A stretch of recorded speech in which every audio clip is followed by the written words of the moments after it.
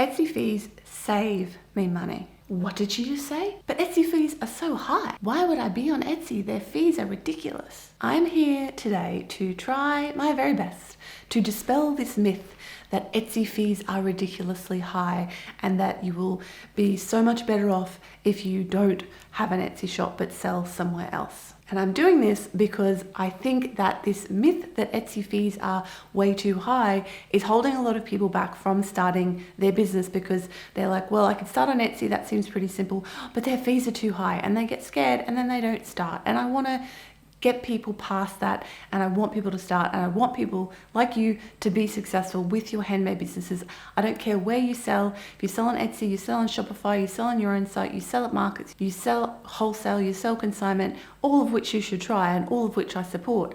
But this whole issue about Etsy fees being too high, I want to break it down, and I want to explain exactly how being on Etsy saves me a ton of time and money. And that's why I am more than happy to pay the fees that Etsy have. So how do Etsy fees save me money and time? Okay, here's the breakdown. First of all, I'm going to do a quick explainer of what the Etsy fees are. I have a whole video on this. It's a little bit out of date, but it's mostly accurate, and I will link to that here and in the description below. I will also link to the page where you can yourself go through and calculate your own fees. That being said, generally speaking, for most people, your Etsy fees will end up being approximately 10 to 12% of your sale. That is, for every sale you make, you will pay Etsy fees of about 10 to 12%. Now, this will vary depending on your country, because different countries have different transaction fees. Whether you sell internationally or domestically will slightly affect your fees. Different countries, you will have different payment processing fees as well, but this is a general ballpark number. I'm also putting aside Etsy offsite ads fees. Now, this is for two reasons. One, these fees are not applicable to you unless you choose them up to a certain point. So you have to be earning $10,000 or more in a 365-day period to be automatically opted into this program. If you're not earning that much, you don't have to use them. So don't include this in your calculation unless you do want to switch them on. If you do switch them on, every sale that you make under that threshold, you will pay an additional 15% on top of that. And then if you're over the threshold and you can't opt out, you will pay an additional 12% on any sale that comes through an offsite ad. And frankly, I've been selling on Etsy since this began. I don't get many sales through offsite ads, and the ones I do, I'm really actually happy to pay that fee. And I'm going to do another video explaining why I actually like the Etsy offsite ads program, apart from the ability to opt in or out. I think that's not cool, but why I actually think it's a great program and why you should consider opting into it. I'm throwing unpopular opinions all over the place, okay? I'm going to do another video on that soon, so make sure to subscribe so you don't miss that one. But back to my point. Point one is you don't have to opt into those, so let's ignore them. Point two is that they don't even occur on many, or if not most, of your sales. So again, not super applicable. So we're going to put that aside and we're going to focus on the base fees. Okay, so 10 to 12% of your sale, approximately. That is not much. If you think about the other ways that you might be selling, that is a really small amount. If you sold to a shop via wholesale, you would be keeping 50% of your retail sales cost. So whatever you sell for now, say I sell these earrings, I think I sell them for like $55. I would only get half of that amount if I was selling that wholesale. So let's just start from there, because that used to be the way a lot of us used to sell, and it cost a lot more. If you ran your own shop, you would have to pay for all of the overheads and fees of running a brick and mortar shop. And trust me, I have not run one, but I know plenty of people who have, and that is very expensive. All right, let's talk about markets. How much does it cost you to sell at a market that's really good for your products? Probably a couple of $100 maybe. And then you have no guarantee that you're going to make back your money, right?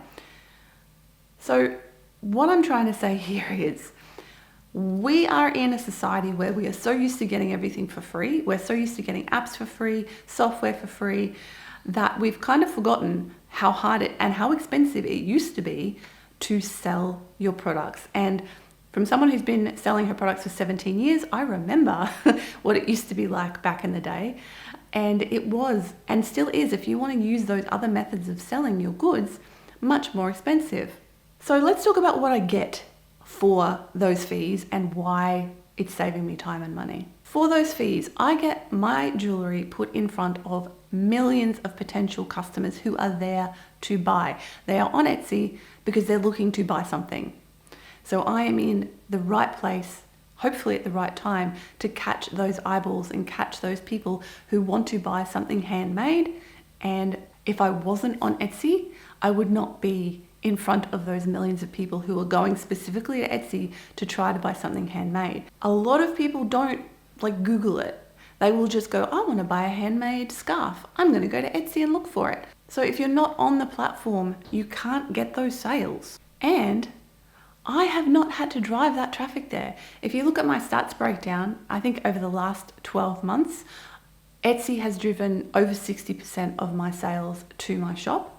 The rest of it has been driven by direct links, so people watching my videos and going and looking at my shop, me sharing my direct shop link in emails or on social media, or mostly, to be honest, Pinterest is my other big referrer, because I get my husband Nick, who works with me in the business, to do pins every week, pinning jewelry from our Etsy and from our actual website as well. Yes, I have my own website as well, but I make a lot more money on Etsy than I do on my website, and I'll get to why that is. So this is the absolute number one reason that Etsy is brilliant. It's because the fees you are paying to be on that platform will drive sales without you having to do anything except for set up an excellent shop. So this is the key. You have to have an excellent shop. You have to have excellent photos. You have to have really good SEO, all of those things that you need to work on in order to have a shop that will drive traffic from Etsy itself.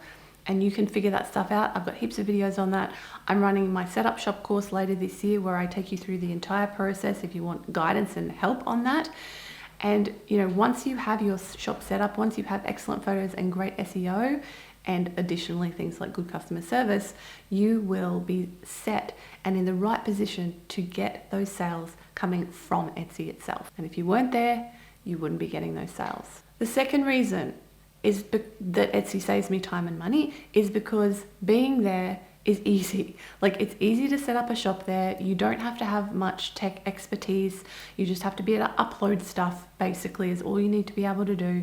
And it gives you a nice looking shop that you can send people to without having to set up your own website, without having to buy your own URL and website hosting and all that sort of stuff.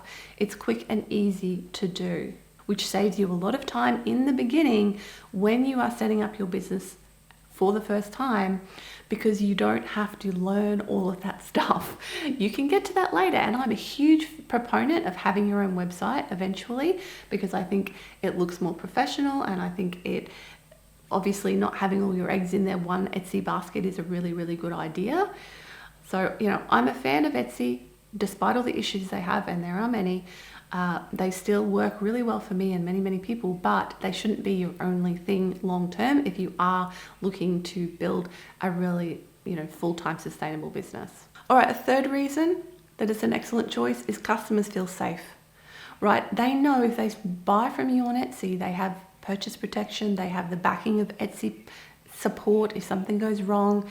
If they just buy from you on your own website, they might, people might be hesitant to do that because they don't know you and they don't trust you necessarily. So they might be more hesitant to buy from you, and you have to then do more work. And this is where the saving time and money thing comes from.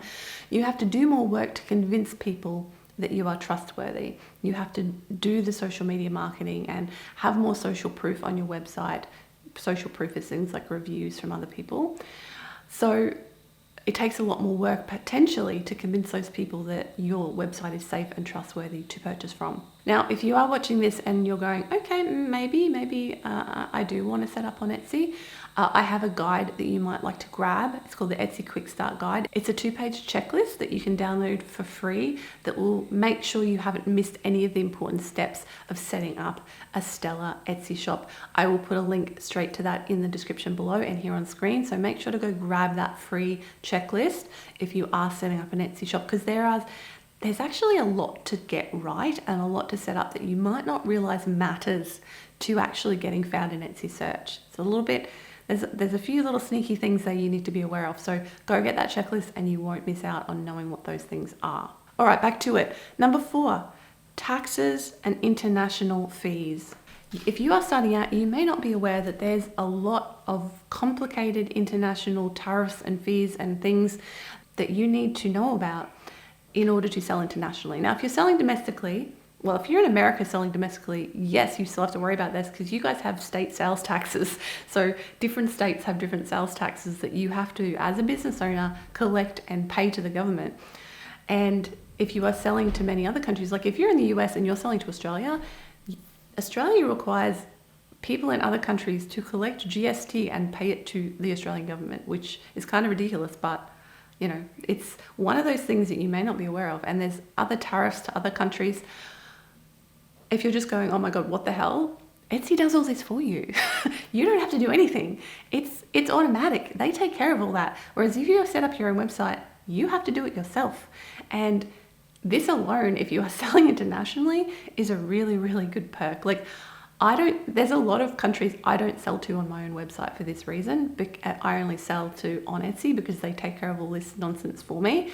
So that is another thing that if you're a beginner, you might not be aware of, that Etsy actually does for you, because they're a big corporation. They are required to do all this stuff by law, and therefore they are required to collect it on your behalf. Okay, so coming back to the fees, number 5, I only pay fees when I sell something or when I relist something.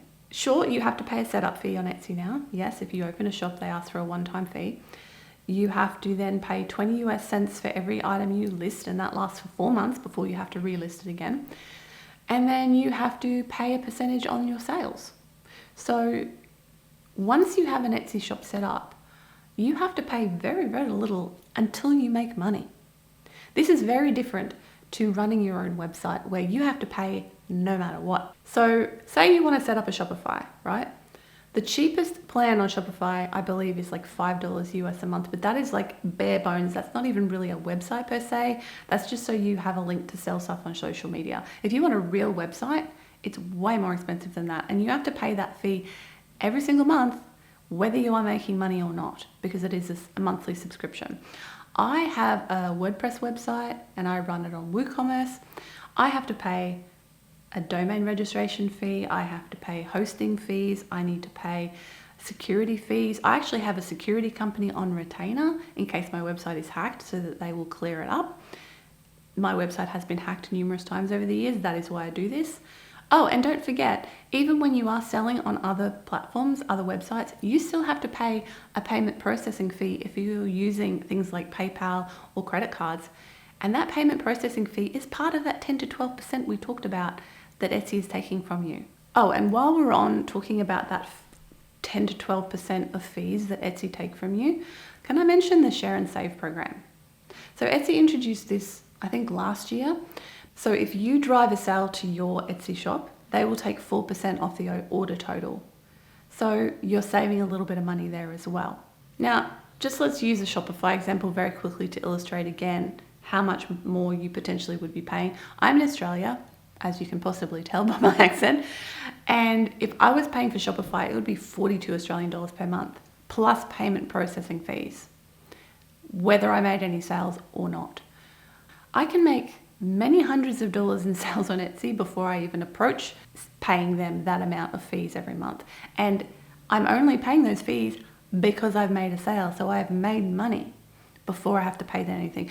I can't stress enough how important this is and how much of a difference this makes between having a website that's not making sales and you're paying for, and having a shop where you only pay when you make sales, apart from renewals, which costs you maybe a couple of dollars a month, depending on how many products you have.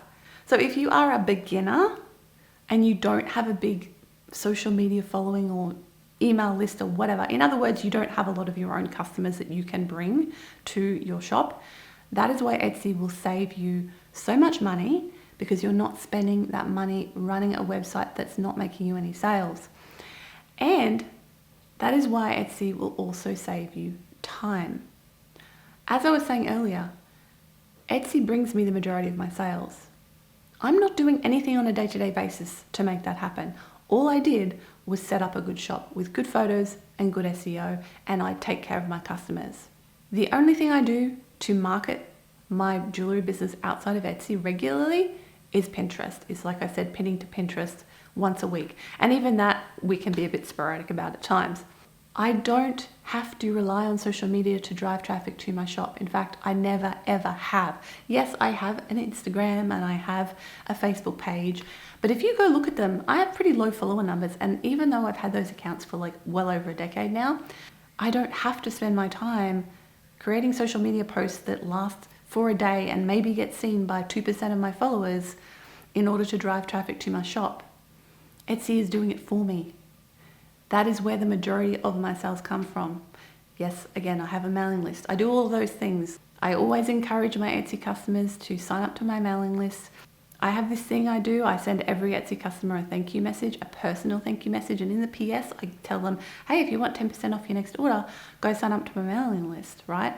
So that is an incentive to get people on my list, something that I own. And that is a really good thing to do. And then whenever I launch something new, I always send out an email to my mailing list for the people who are on there. But also my business, I sell a lot of wedding rings. I rely really heavily on getting new customers to my shop because most people only buy that once or they lose it and they come back and buy it again. But anyway, you know what I'm saying? My business is very reliant on bringing new customers in. Therefore, Etsy works excellently for me because people are going there to find the thing they want to buy, and new customers are finding me all the time. Whereas if you have a business that's more reliant on building up repeat customers, then focusing more on things like email lists and social media will work really well for you because you want to build a strong community of people who are going to come back and buy from you again and again. But long story short, if I did not have an Etsy shop, I would be spending so much more time, like possibly days a week of my life, doing social media and other types of marketing to drive the amount of traffic that I'm getting just for being on Etsy and for doing nothing else but having a good shop on Etsy. And therefore, I think that 10 to 12% of fees that I pay, considering how much time that is saving me, and the fact that I don't have to pay for advertising outside of Etsy, it's just amazing. Like, there is no other platform that comes even close to comparing with how much traffic you can get for just being on the platform without having to do all that extra work to drive traffic to your shop. And this is why I'm so passionate about getting this message out to people that yes, Etsy has its problems. Goodness knows it drives me crazy and there are things I hate about it. But honestly, at this point in time, if you want to start a handmade business, there really isn't another option. There really isn't a comparable platform that can do for you what Etsy can do for you. And it will be so much harder to start without it. It really will. And I just want to make it easier for you, and I want to make it as accessible to you as possible. And that is why I always recommend people start on Etsy and maintain a presence on Etsy, because if you are serious about this and you really need to make a living from it, or you want to make a decent amount of money from it, it's going to save you a lot of time, especially in the beginning. And not having to be dependent on social media to make sales is really, really great. Now, I'm not saying you should neglect it, because we all have to remember nothing lasts forever. Etsy's not going to be around forever. And so I do encourage you, as your business develops, to start your own website, grow your social media marketing, and whatever other types of marketing, have a mailing list. All those sorts of things are important. But I personally would not be where I am today without Etsy. I am still on Etsy. It still makes me the bulk of my income simply from being on the platform. And that is why I am still there, because this is my livelihood. I don't have the luxury of saying goodbye to Etsy because I have some issues with some of the ways that it runs. So that is why I am still on Etsy, and why I encourage you to consider it as a place to sell your handmade goods as well. Because if I wasn't on Etsy, I would be spending so much more time and money and effort to get the sort of sales I can get simply by being on the platform. And if you want to know more, remember to grab that free download that I talked about, the Etsy checklist. And if you are getting started, you might like to watch this video next, which gives you some tips on how to get going with an Etsy shop. Thanks for watching. I'll catch you in the next video. Bye for now.